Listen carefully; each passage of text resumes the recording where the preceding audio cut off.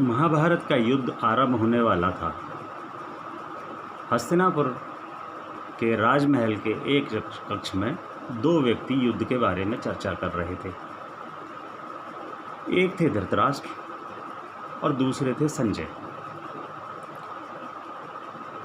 युद्ध आरंभ हुआ ही था, तभी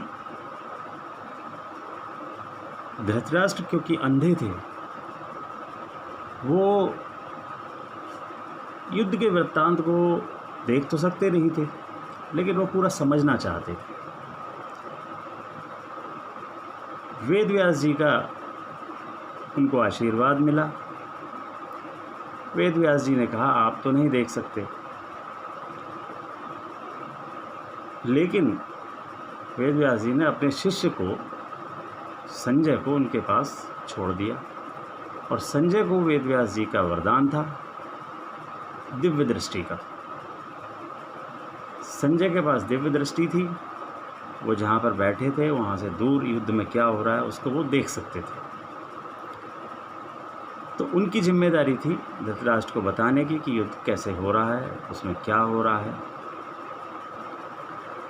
अब यहाँ पर देखने वाली बात यह है कि युद्ध आरंभ होने से पहले ही युद्ध के परिणाम की भविष्यवाणी हो गई थी। ये हमें गीता में मिलता है।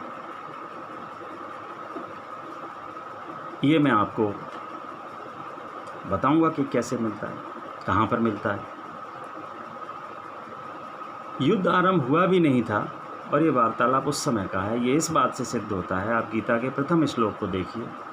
धृतराष्ट्र संजय से पूछते हैं, धर्म क्षेत्रे कुरुक्षेत्रे संवेता युद्ध सभा माम का पांडवाश्य किम कुर्वत संजय। वो कहते हैं कि कुरुक्षेत्र में, जो कि उस समय धर्म क्षेत्र भी माना जाता था, वहाँ पर युद्ध की इच्छा से मेरे पुत्र कौरव और पांडु के पुत्र पांडव इकट्ठे हुए हैं, एकत्र हुए हैं, तो वो कर क्या रहे हैं। इससे यह सिद्ध होता है कि तब तक युद्ध आरंभ नहीं हुआ था। एक और चीज़ से सिद्ध होता है, क्योंकि अर्जुन को मोह युद्ध आरंभ होने से पहले ही हुआ था। तो ये जो पूरी गीता है, ये कृष्ण द्वारा अर्जुन के मोह को नष्ट करने के लिए उसको दिए हुए उपदेशों का संकलन है, जिसमें 18 अध्याय हैं और 700 श्लोक हैं। इसमें 3 ही लोगों के वार्तालाप हैं।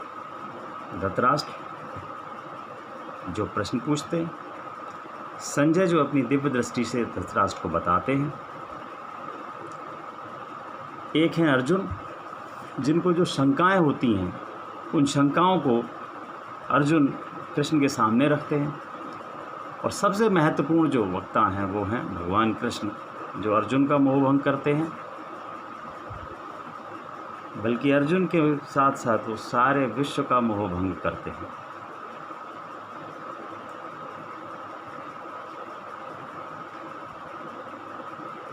जब पूरे वार्तालाप को संजय धृतराष्ट्र को बता देते हैं, तो अंत में एक ऐसा वाक्य संजय बोलते हैं जिससे हमें पता चल जाता है कि वो उस युद्ध के परिणाम की भविष्यवाणी है।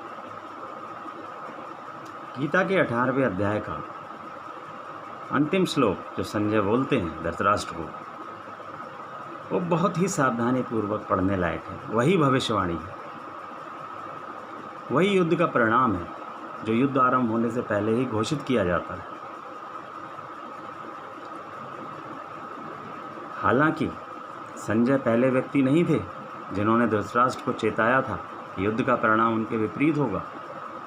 उसके पहले भीष्म, द्रोणाचार्य, विदुर, कृपाचार्य, बहुत से ऐसे विद्वान थे जिन्होंने धृतराष्ट्र को कहा था कि अगर ये युद्ध हुआ तो कौरव वंश खत्म हो जाएगा और इतना विनाश होगा जिसकी सारी जिम्मेदारी आपके ऊपर होगी। परंतु पुत्र मोह और सत्ता के लालच में धृतराष्ट्र ने पूरे कुरुवंश को और पांडवों को युद्ध की आग में झोंक दिया था। उस युद्ध का परिणाम यहाँ पर संजय पहले ही बोल देते हैं। और श्लोक है, धर्म क्षेत्रे कुरुक्षेत्रे धर्म क्षेत्र और कुरुक्षेत्र के लिए भविष्यवाणी करते हैं संजय कि यत्र योगेश्वर कृष्णो यत्र पार्थो धनुर्धर तत्र श्रीर विजयो भूतिर्ध्रुवा नीतिर्मतिर्मो। ये गीता का श्लोक है जिसमें सीधी सीधी भविष्यवाणी हमें समझ में आती है कि जहाँ पर योगेश्वर कृष्ण हैं और जहाँ पर उनके परम शिष्य अर्जुन हैं, विजय निश्चित रूप से वहीं होगी। सारे संसार का ऐश्वर्य वहाँ होगा, सारे संसार की सभी भूतियाँ निधियाँ वहाँ होंगी, नीति भी उनके पक्ष में होगी। और यह मेरा अटल मत है। संजय कोई मामूली इंसान नहीं थे। संजय वेद व्यास के परम शिष्य थे। उनके वरदान से उनके पास दिव्य दृष्टि थी। वो सिर्फ जो सामने दिखता है वही नहीं, बहुत दूर का भविष्य तक का देख सकते थे। और उनकी ये भविष्यवाणी अंत में महाभारत के युद्ध में सही सिद्ध हुई। तो आप लोग गीता पढ़ते रहिए। गीता के रहस्य को जितना ज़्यादा उजागर करेंगे, इस संसार से आपकी मुक्ति और मोक्ष उतना ही सुगम और जल्दी होगा। हरे कृष्णा।